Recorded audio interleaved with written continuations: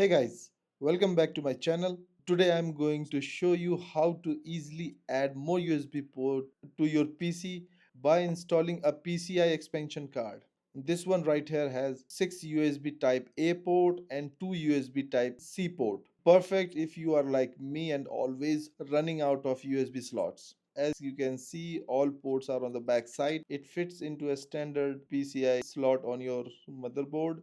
Make sure you have a free slot available. Even a smaller 1x or 4x PCI slot will work. No power is needed for this card. Locate an empty PCI slot, usually below your graphics card.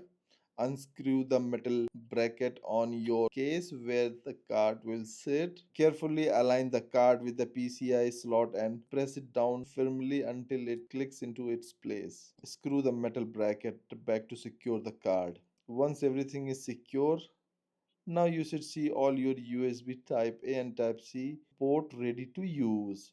Perfect for connecting hard drives, USB hubs, or even charging your devices. So that's it, a quick and easy way to expand your USB capacity. If this video helped you, don't forget to hit like and subscribe and share it with everyone who shorts on the USB port. Thanks for watching. I will see you in the next video. Bye bye.